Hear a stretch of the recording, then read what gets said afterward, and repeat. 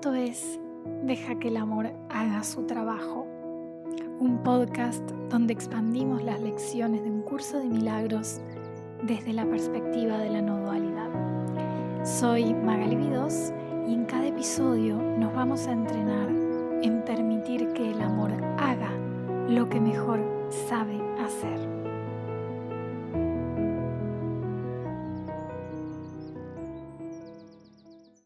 Buenos días, buenas tardes, buenas noches. Yo acá me estoy comiendo un quesito con dulce de batata porque son las 9 de la noche. Amores, lo que yo le estoy metiendo a estas lecciones, no les puedo explicar.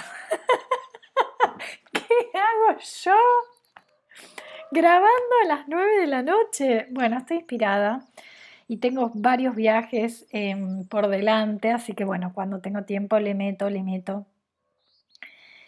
Y aparte ya casi estamos por llegar a la mitad de nuestro año, juntas, wow, todavía quedan algunas lecciones para llegar a la mitad, pero wow, qué camino hermoso. Entonces, lección 134.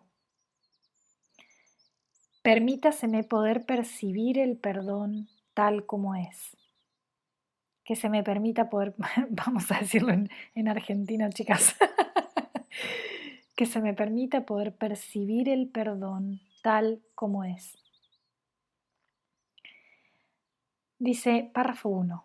Repasemos hoy lo que significa perdonar, ya que es algo que puede tergiversarse muy fácilmente y percibirse como que entraña un sacrificio injusto de la justa indignación, como una dádiva injustificada e inmerecida y como una total negación de la verdad.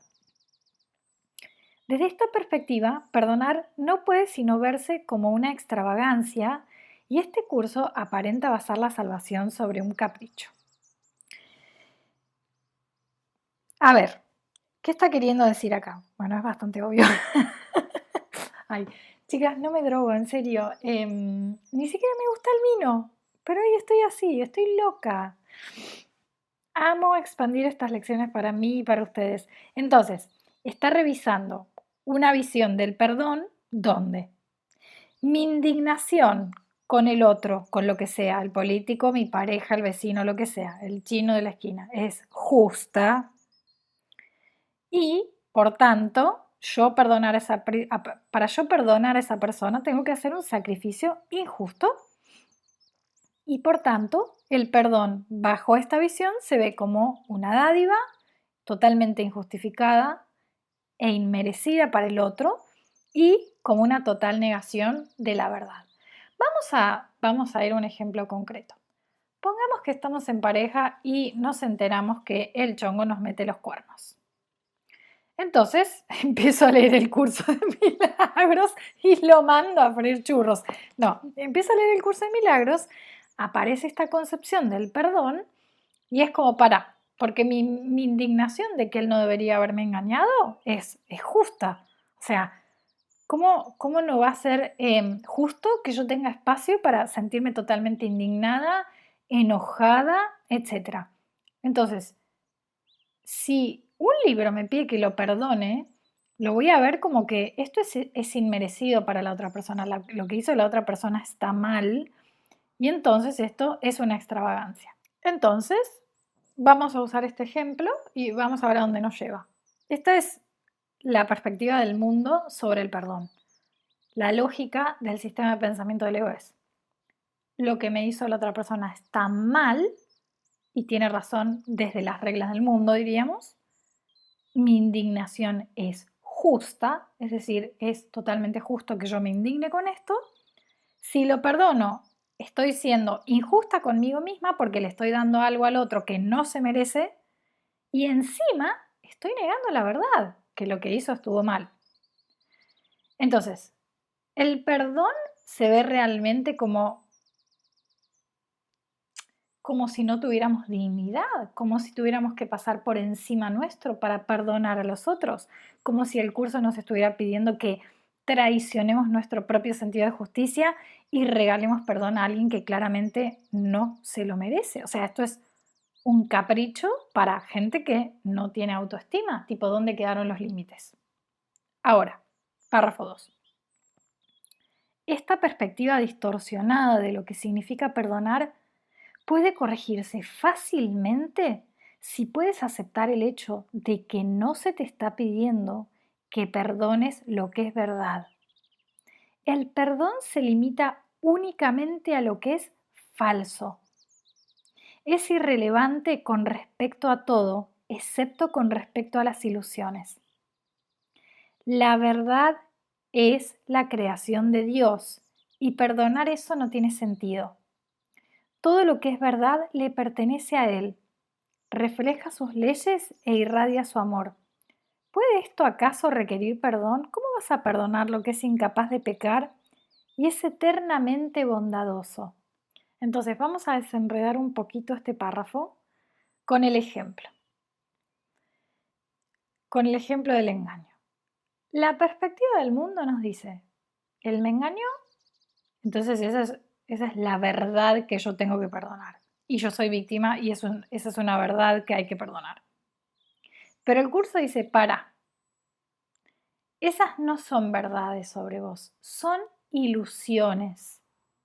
La verdad es que ambos son existencia infinita, aparentemente múltiple en cuerpos atacándose unos a otros. El hecho de que sean ambos existencia infinita no necesita perdón porque eso es perfecto. La ilusión es que son dos cuerpos separados donde uno puede lastimar al otro. Y eso es lo que ha de perdonarse. Es decir, el perdón se limita únicamente a lo que es falso. Significa dejar ir las ilusiones que tejo respecto de mi identidad. Entonces, el perdón que propone el curso de milagros no es que vamos a perdonar que nos haya engañado, sino que vamos a reconocer que toda esta historia de dos personas separadas, donde una traiciona a la otra y la traicionada queda por un trauma durante 20 años de la vida y nunca más vuelve a encontrar el amor y todo eso es una ilusión. Entonces, ¿le podrían haber puesto otro nombre? Sí, porque se mezcla. A veces es confuso. Estamos acostumbrados a un tipo de perdón donde yo tengo que hacer un esfuerzo sobrenatural para, perdón, para pasar por encima de todas mis emociones. Solamente estoy lista para perdonar cuando ya ese hecho no moviliza emocionalmente nada en mí. Y a veces lo perdono y no sirve de nada porque esto vuelve a pasar. Es confuso que el curso use la misma palabra para dos cosas muy distintas.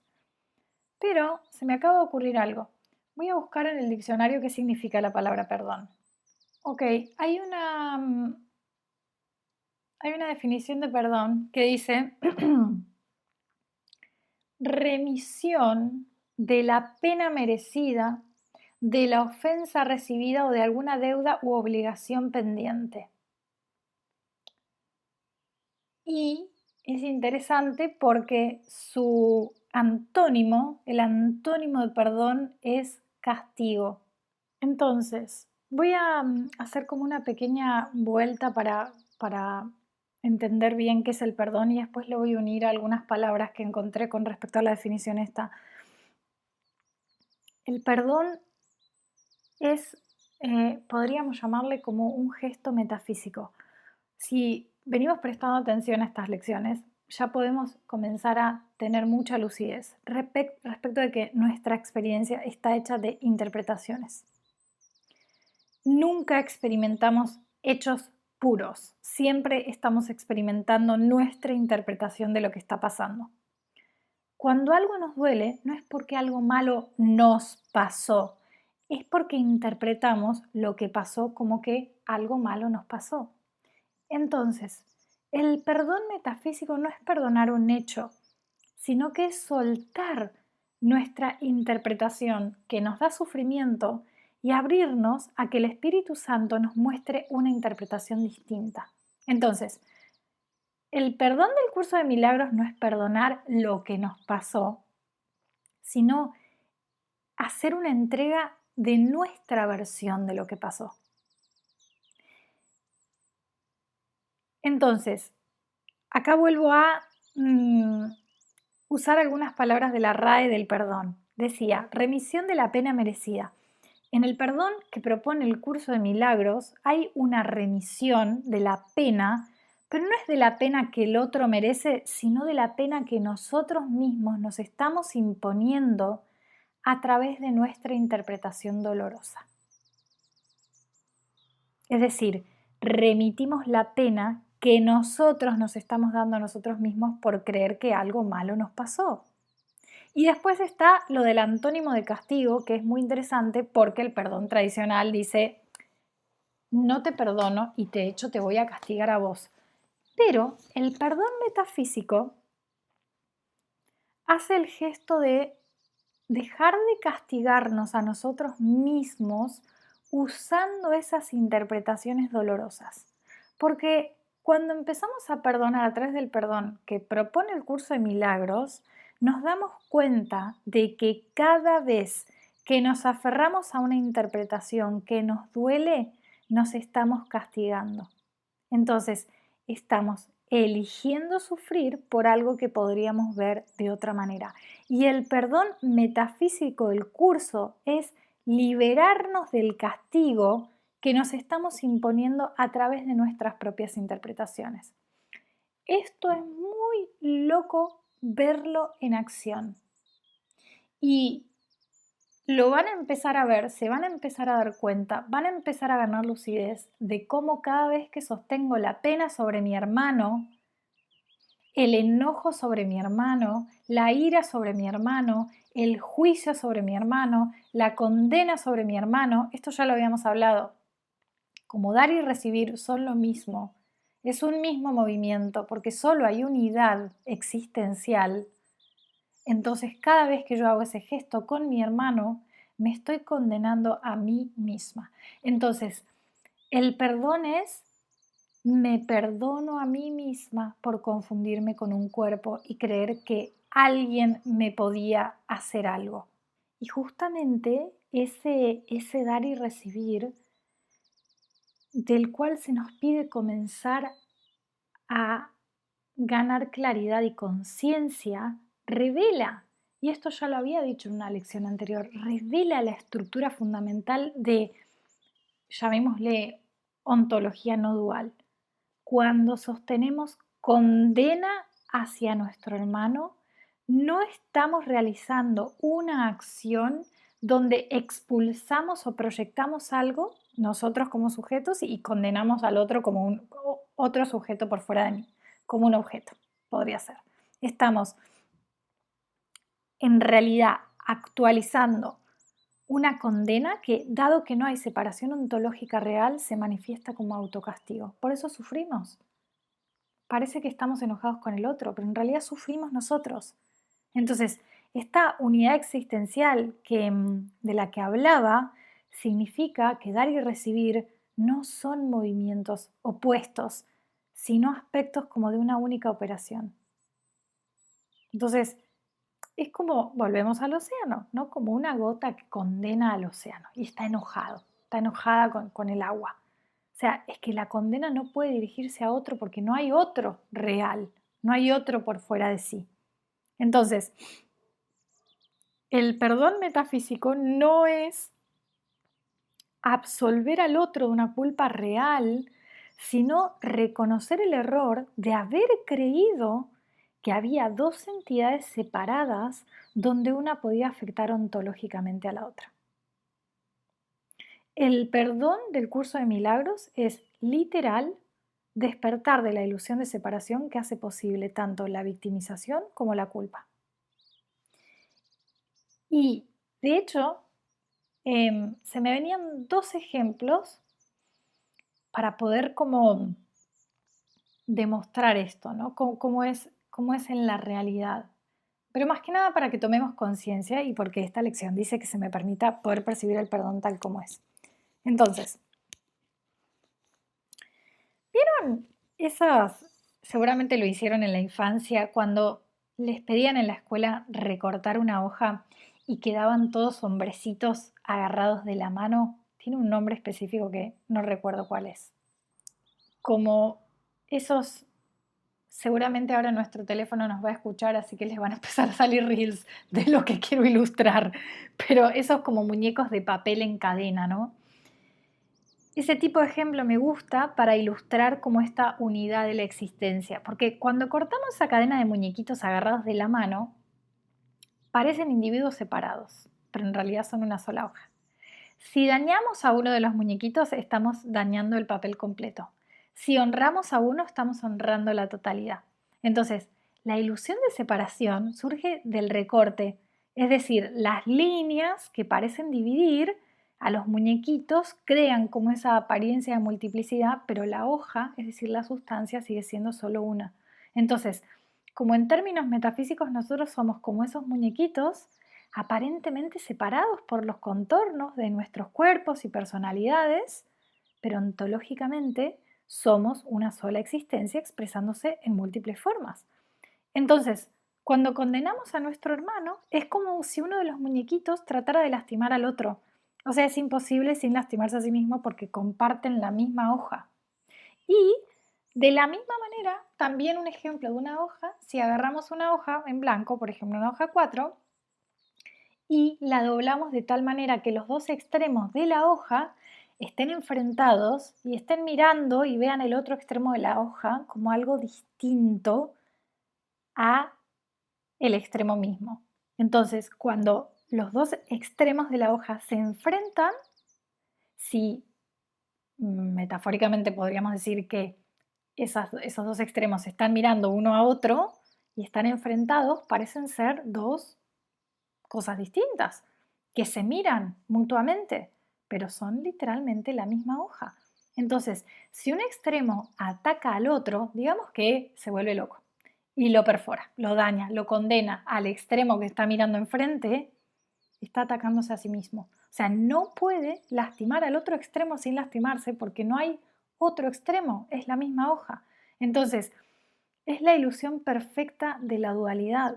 Dos entidades que parecen separadas y enfrentadas cuando en realidad son una sola sustancia, podríamos decir, plegada sobre sí misma.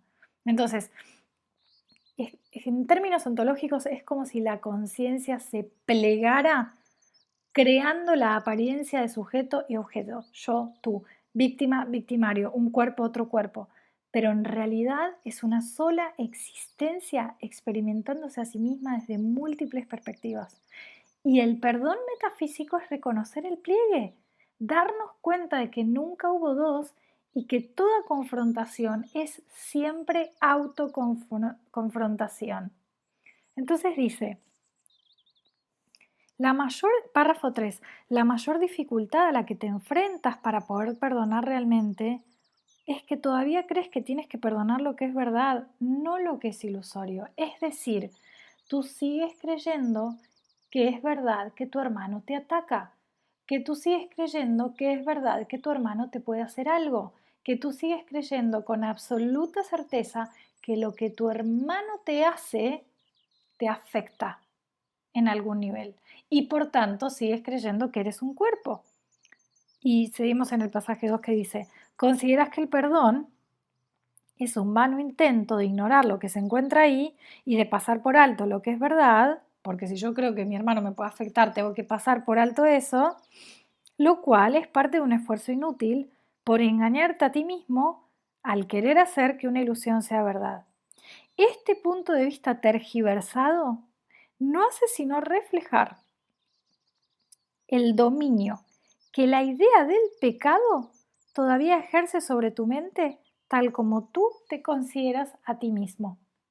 Entonces, fíjense que entra el tema del pecado. Dice, este punto de vista no hace sino reflejar el dominio que la idea del pecado todavía ejerce sobre tu mente. Entonces, yo no sé si alguna vez me tomé un instante como para explicar, sí, me debo haber tomado, pero no lo recuerdo, como para explicar qué es el pecado según la perspectiva del curso. Aquí el pecado no es algo que hicimos, sino la idea fundamental que sostiene todo el sistema del ego, el sistema ilusorio del ego. El pecado, según esta enseñanza, es la creencia de que la separación es real y es posible. Es la idea de que realmente nos separamos de nuestra fuente, llamémosle Dios o existencia infinita, y que esa separación tuvo consecuencias reales. Porque soy un cuerpo, fíjate, soy un cuerpo. Entonces esa separación fue real y tuvo consecuencias. De ahí viene la culpa ontológica. Creemos que realmente logramos separar la unidad de la existencia.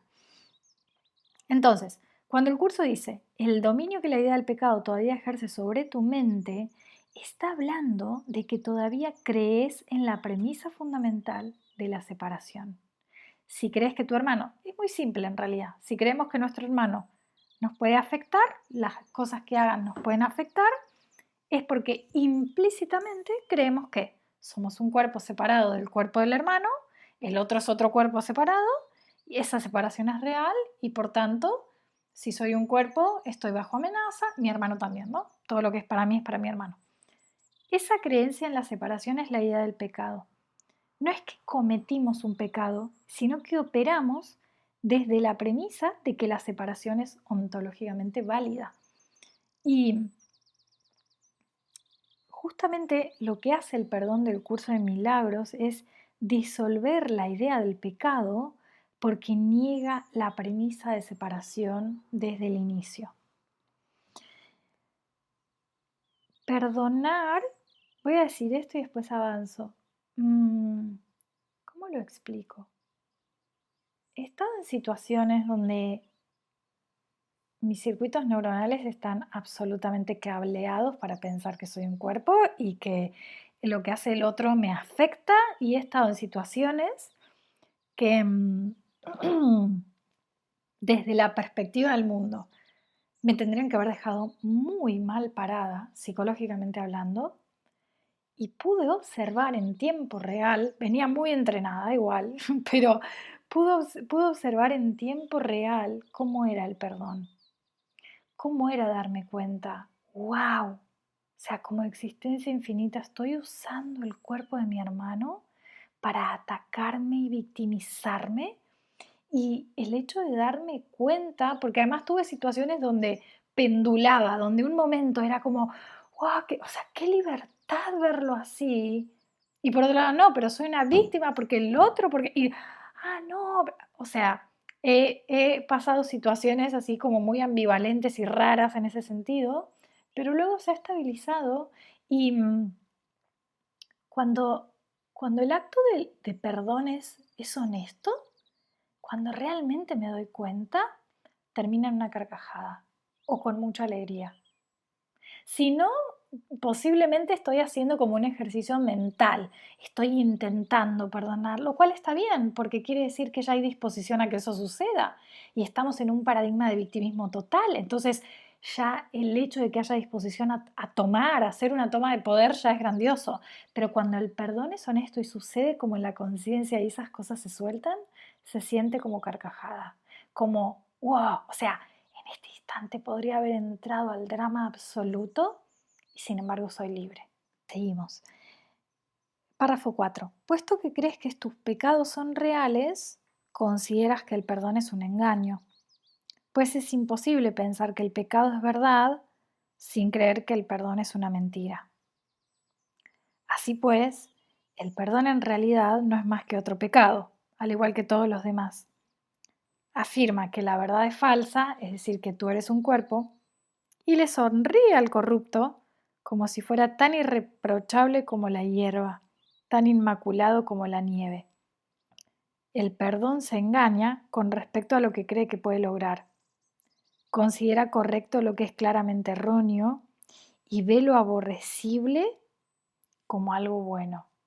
Fíjate porque, wow, qué densa que es esta lección, pero es brillante. Acá en este párrafo 4, el curso está describiendo cómo ve el perdón la mente que opera desde la separación. Entonces, en sí ya es una perspectiva distorsionada. Y lo que piensa o como piensa es esto. Si el pecado es real, es decir, si la separación realmente pasó y tiene consecuencias reales, entonces el perdón es mentira. Porque ¿cómo vamos a perdonar algo que realmente es imperdonable? No tiene sentido. Desde esa lógica, el perdón se convierte en otro pecado, porque estamos mintiendo, estamos pretendiendo que algo horrible es perdonable cuando claramente no lo es. Y afirma que la verdad es falsa. Es decir, el perdón tradicional, el perdón del mundo, dice, lo que pasó estuvo mal, pero lo perdono igual. Entonces, desde la perspectiva del ego, eso es negar la realidad. Y dice, le sonríe al corrupto como si fuera inmaculado. O sea, es fingir que alguien que claramente hizo algo terrible es inocente.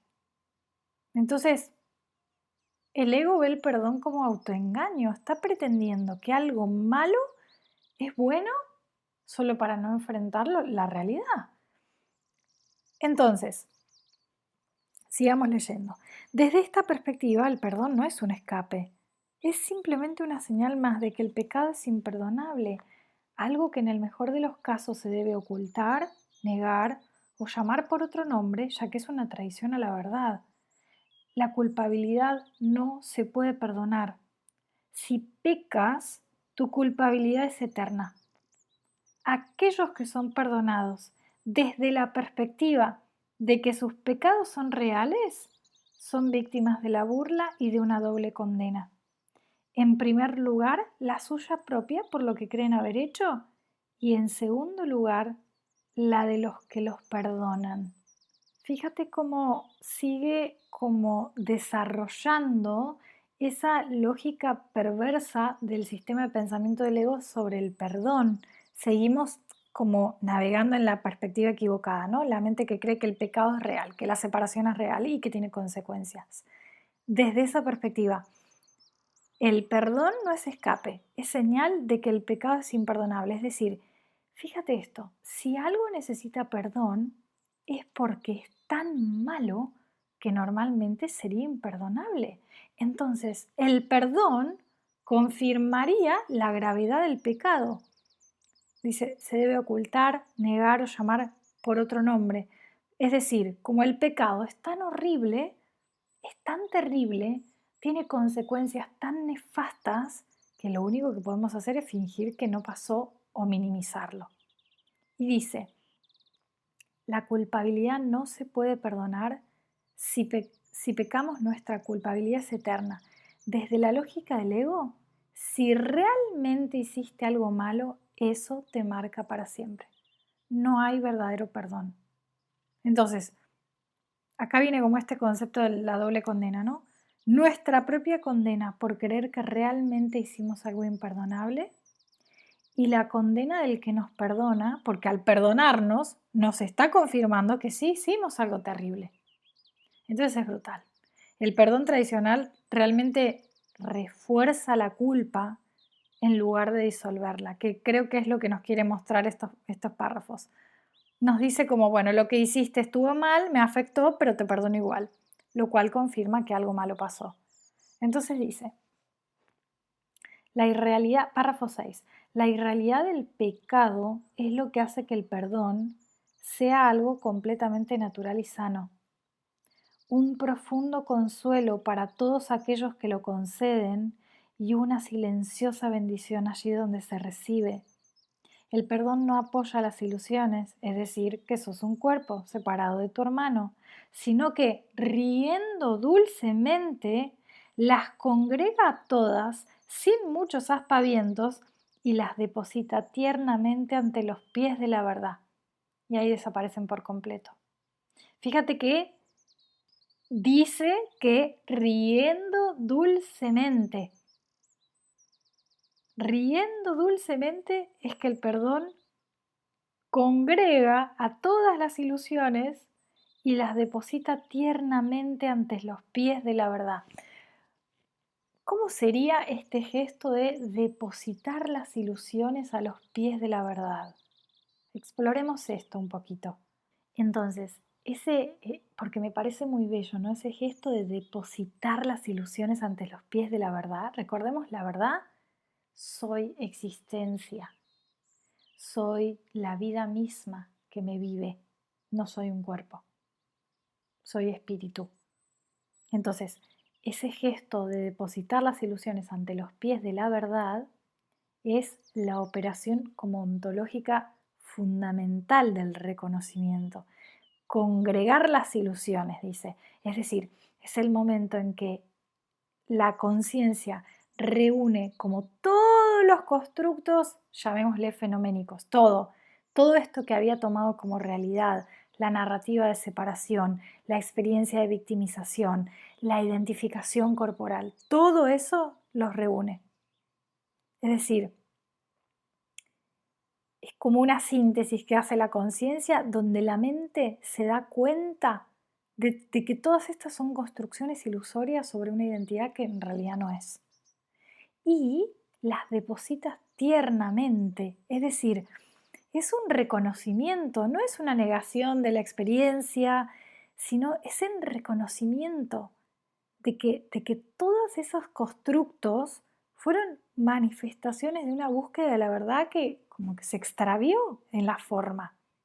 Entonces, ante los pies de la verdad, es decir, es el reconocimiento de que la verdad es ontológicamente superior a cualquier forma, a cualquier constructo mental.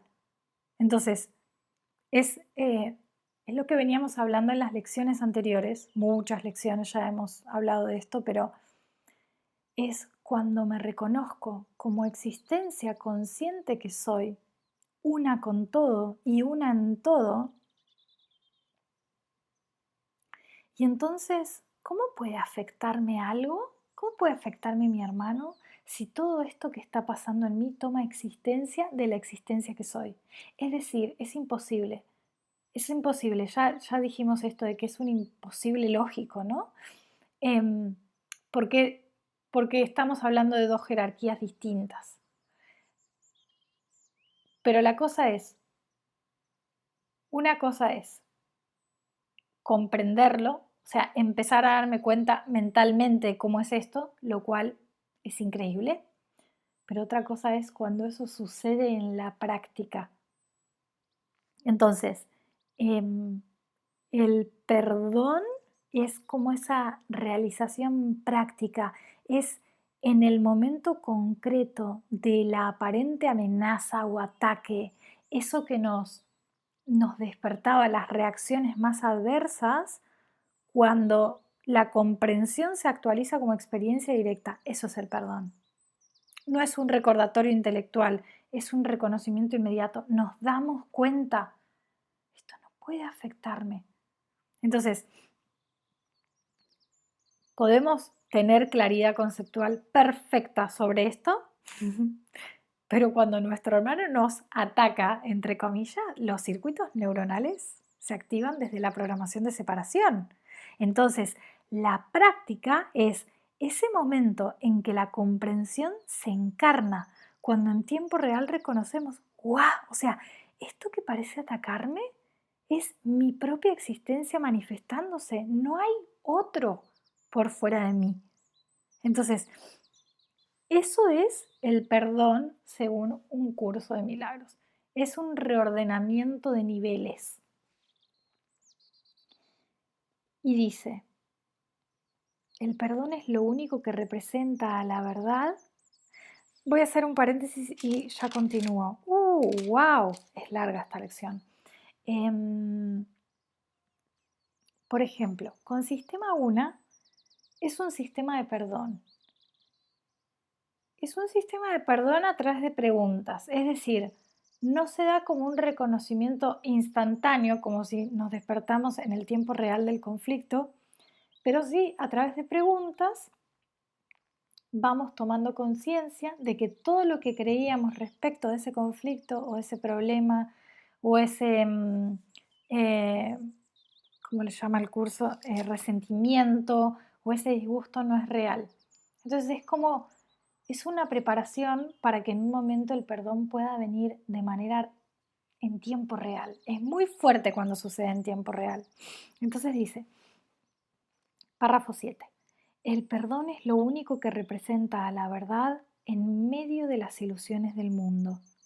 El perdón ve insustancialidad y mira más allá de las miles de formas en que pueden presentarse. Ve las mentiras, pero no se deja engañar por ellas. No hace caso de los alaridos autoacusadores, de los pecadores enloquecidos por la culpabilidad. Los mira con ojos serenos y simplemente les dice: hermano mío, lo que crees no es verdad. Lo cual es muy fuerte porque recordemos esto. Según esta hipótesis de trabajo que llamamos un curso de milagros, este mundo es la negación del amor. Nosotros hemos creado este mundo porque queríamos experimentar cómo era vivir sin Dios. Por tanto, el mundo lo que nos muestra es exactamente eso. Y ahora nos toca perdonar. Perdonarnos por haber elegido esto. Y además algo más. Entonces, el mundo es el resultado de una elección ontológica, la decisión de experimentar la separación del amor, de Dios, de la vida, de la existencia, ser algo separados, lo cual no se puede, es una imposibilidad, no podemos separarnos. Pero esa elección genera culpa cósmica, podríamos decir, por eso todos experimentamos culpa, porque implícitamente creemos que traicionamos nuestra naturaleza esencial. Entonces, el perdón opera como en dos niveles simultáneos. Por un lado, nivel experiencial, perdonarnos por creer que somos víctimas de un mundo que nosotros mismos construimos. Es reconocer la autoría, que no somos víctimas pasivas, sino que somos co-creadores activos de esto. Y a nivel ontológico es perdonarnos por la elección primordial de separación. Pero aquí el perdón es reconocer que esa elección fue imposible desde el inicio porque nunca pudimos realmente separarnos del amor. Fue un sueño de separación, no una separación real. Entonces, cuando dice hermano mío, lo que crees no es verdad, incluye lo que crees sobre haber pecado al elegir la separación y creerte un cuerpo no es verdad. El perdón es despertar de la culpa de haber creado un mundo de sufrimiento, reconociendo que toda esa narrativa es ilusoria. Y dice, la fuerza del perdón estriba en su honestidad, la cual es tan incorruptible que ve las ilusiones como ilusiones y no como la verdad. Por eso, en presencia de las mentiras, el perdón se convierte en aquello que desengaña. Es en el gran restaurador de la simple verdad. ¡Wow! ¡Qué belleza! O sea, esto no lo había marcado. Esta es una de esas lecciones que creo que marqué. A ver, una frase. El perdón se convierte en aquello que desengaña, en el gran restaurador de la simple verdad. Cuando, de todas maneras, esto ya lo veníamos viendo, pero acá le está metiendo con todo al concepto de perdón para que nos quede claro. Cuando creemos, cuando elegimos un resentimiento, esto lo habíamos visto en la lección de los resentimientos y los milagros, no me acuerdo cuál es, 78 creo.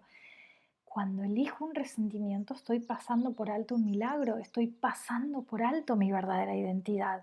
Por eso el perdón nos desengaña de que somos un cuerpo y es el gran restaurador de la simple verdad. El perdón es ese gesto donde me vuelvo a reconocer como lo que verdaderamente soy y por tanto todo lo que aparentemente puede afectar a esta identidad cuerpo-persona no es real a nivel ontológico. Dice, mediante su capacidad de pasar por alto lo que no existe, le allana el camino a la verdad, la cual había estado bloqueada por sueños de culpabilidad.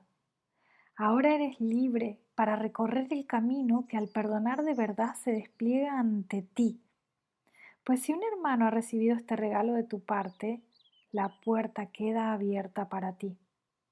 Hay una manera muy sencilla de encontrar la puerta que conduce al verdadero perdón y de percibir que está abierta de par en par en señal de bienvenida. Cuando te sientas tentado de acusar a alguien de algún pecado, a ti mismo también, no permitas que tu mente se detenga a pensar en lo que esa persona hizo, pues eso es engañarse uno a sí mismo. Pregúntate en cambio, ¿me acusaría a mí mismo de eso? Esta pregunta es muy profunda. La pregunta, ¿me acusaría a mí mismo de eso? Déjame chequear, déjenme chequear. ¿Dónde estamos? Párrafo 9. Quiero ver si realmente en inglés esa pregunta es así. Would I accuse myself of doing this? Sí. Esa pregunta no es para que nos las hagamos, digamos, a Magalí, cuerpo persona, 39 años, sino más bien nos lleva a pensar en esto. Si realmente hay una única existencia expresándose aparentemente como multiplicidad de formas de cuerpos, entonces cuando acusamos a nuestro hermano, estamos literal acusando a otra manifestación de la misma existencia que nosotros somos. Entonces la pregunta nos confronta con esto. ¿Estamos dispuestos a acusar a nuestra propia existencia?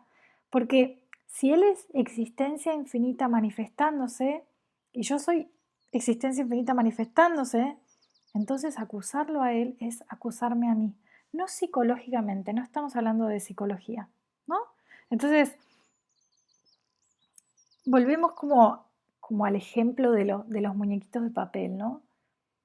Si un muñequito, ¿vieron? Tendría que poner una imagen, pero vieron que los muñequitos yo generalmente los armaba en rondas, es decir, de una sola hoja quedaba una ronda de muñequitos agarrados de las manos, ¿no? De la misma hoja.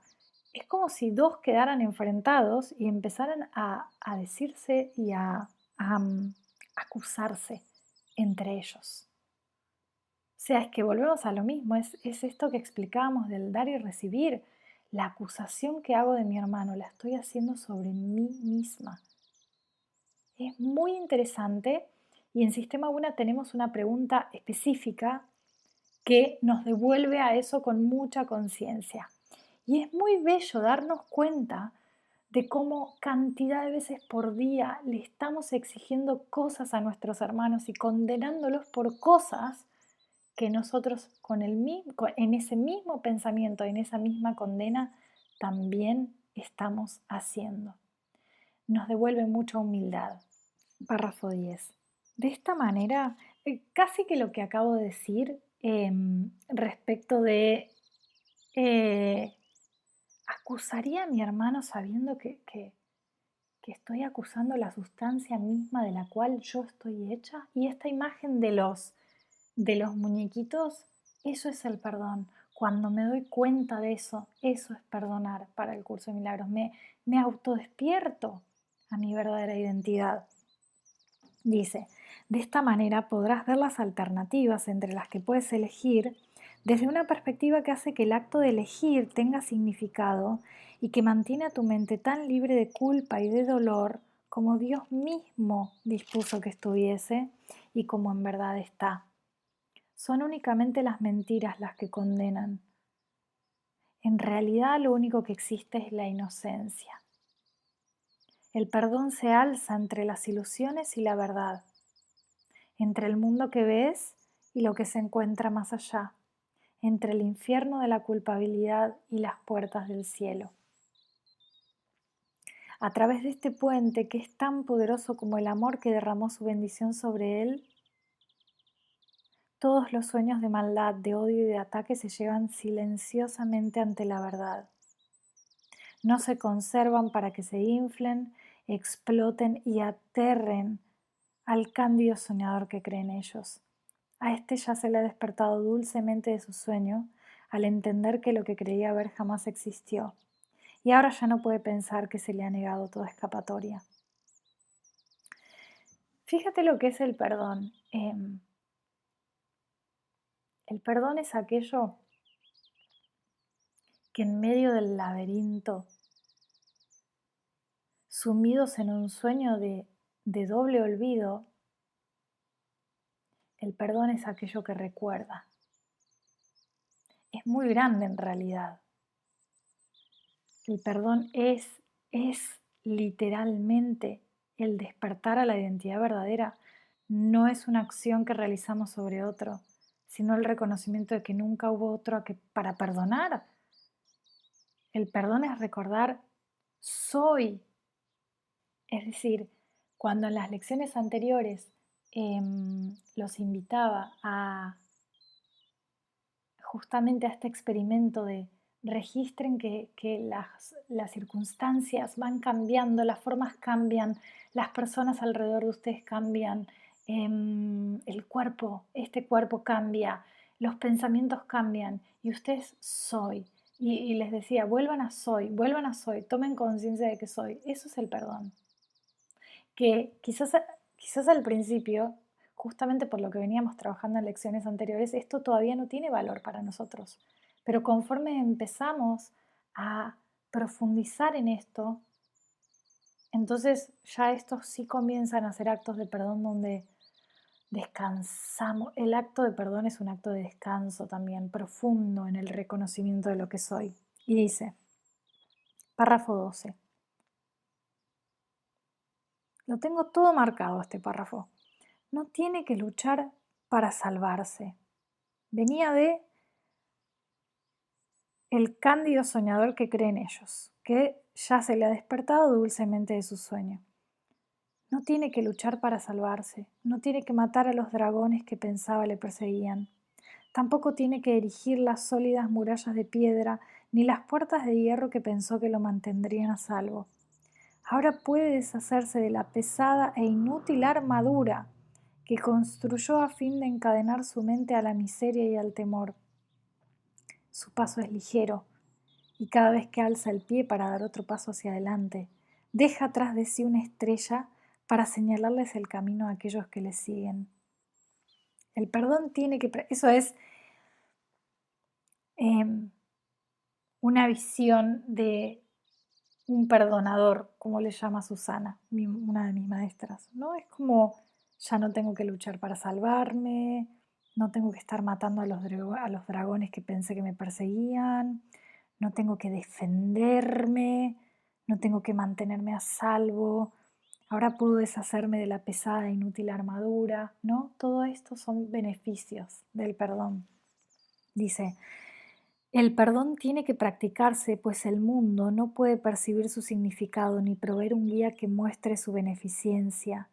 No hay un solo pensamiento en todo el mundo que conduzca a un entendimiento de las leyes que rigen el perdón o del pensamiento que refleja. El perdón es algo tan ajeno al mundo como lo es tu propia realidad. Sin embargo, es lo que une a tu mente con la realidad que mora en ti. Es exactamente lo que estaba diciendo hace un ratito, ¿no? Como maravíllate cuando en algún momento te esté pasando algo que antes te generaba reacciones adversas, que te hacía entrar en pánico. Maravíllate cuando veas el perdón en acción, porque como dice acá, el perdón es algo tan ajeno al mundo como lo es tu propia realidad. Y esto es así porque el mundo está construido sobre la premisa de la separación. Toda la estructura del mundo asume que hay víctimas y victimarios, que hay culpables e inocentes, que hay amenazas reales, que defenderse es necesario, y el perdón metafísico opera desde una ontología muy distinta, que es la unidad. Por eso es ajeno al mundo, no encaja en las categorías con las que el mundo funciona. Y tu propia realidad, es decir, tú como hijo de Dios, como existencia infinita, como el efecto de Dios, como el hijo de aquel que te extiende ser continuamente, también es ajeno al mundo. Porque el mundo fue diseñado para ocultar esa realidad. El mundo nos entrena para identificarnos con el cuerpo, con los pensamientos, con las emociones, con las circunstancias, todo menos con lo que realmente somos. Por eso cuando el perdón funciona de verdad, es maravilloso, es sorprendente, porque es como si estuviéramos operando desde fuera del sistema operativo del mundo, estamos respondiendo desde nuestra verdadera identidad. en lugar desde la programación de separación. Y luego dice, hoy vamos a practicar el verdadero perdón para que el momento de la unión no se demore más, pues deseamos encontrarnos con nuestra realidad en libertad y en paz. Nuestras prácticas se convierten en las pisadas que alumbran el camino a todos nuestros hermanos, quienes nos seguirán a la realidad que compartimos con ellos. A tal efecto, dediquemos hoy un cuarto de hora en 2 ocasiones a pasarlo con el guía que entiende el significado del perdón y que nos fue enviado para enseñárnoslo. Pidámosle que se me permita poder percibir el perdón tal como es. Escoge entonces un hermano tal como él te indique y cataloga sus pecados uno por uno a medida que crucen tu mente. Asegúrate de no concentrarte en ninguno de ellos en particular, antes bien, date cuenta de que te estás valiendo de sus ofensas para salvar al mundo de toda idea de pecado. Examina brevemente todas las cosas negativas que hayas pensado acerca de él y pregúntate en cada caso, ¿me condenaría a mí mismo por haber hecho eso? Libéralo de todos los pensamientos de pecado que hayas tenido en relación con él. Y entonces tú mismo estarás listo para la libertad. Claro, es que esto es tremendo. Esto es tremendo. Tenemos unas ansias de libertad tremenda, pero cada vez que condenamos a nuestros hermanos y no podemos liberarlo de nuestros pensamientos de pecado, estamos encadenándonos. Estoy pensando que es un salto de fe muy grande lo que nos pide, ¿eh? Porque es muy fácil caer en la condena, caer en el juicio, caer en la moralidad y no hacer este espacio para realmente liberarlo de todos los pensamientos de pecado que hayamos tenido en relación a nuestros hermanos. Es muy interesante y me gustaría que me cuentes en comentarios cómo vivís estas prácticas de esta sesión más que nada. Si has estado practicando hasta ahora de buen grado y con honestidad, empezarás a notar una sensación de ser elevado, un gran alivio en tu pecho y un sentimiento profundo e inequívoco de desahogo. Debes dedicar el resto del tiempo a experimentar que te escapas de todas las pesadas cadenas con las que quisiste encadenar a tu hermano, pero con las que en realidad te encadenabas a ti mismo. Debes practicar el perdón a lo largo del día, pues todavía habrá muchas ocasiones en las que te olvidarás de su significado y te atacarás a ti mismo. Cuando esto ocurra, permite que tu mente vea más allá de esa ilusión según repites para tus adentros. Permítaseme poder recibir el perdón tal como es. ¿Me acusaría a mí mismo de eso? No me voy a encadenar a mí mismo de esa manera. Recuerda esto, ¿no? Cómo comenzamos a tomar lucidez de, pero esto necesitamos vivirlo. Para esto nos tienen que atacar nuestros hermanos más queridos, para darnos cuenta de cómo cuando nosotros condenamos todo lo que sentimos aparentemente expulsándolo al otro, lo sentimos nosotros porque somos unidad, como los muñequitos de la hoja.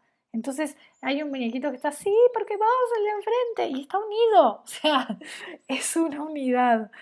Y es muy bello comenzar a darnos cuenta de este hecho, de cómo me condeno a mí mismo cuando condeno a mi hermano. Y dice, antes de hacer cualquier cosa, recuerda lo siguiente: nadie es crucificado solo, mas, por otra parte, nadie puede entrar en el cielo solo. Entonces, este pequeño cierre, ¿no? Nadie es crucificado solo, es decir, cuando condenamos a nuestro hermano literal, nos estamos crucificando a nosotros. No hay separación entre dar sufrimiento y recibirlo porque no hay alteridad real, no hay un otro real fuera, por fuera de mí. La crucifixión es siempre autocrucifixión disfrazada. Ese es el estado de engaño en el que estamos.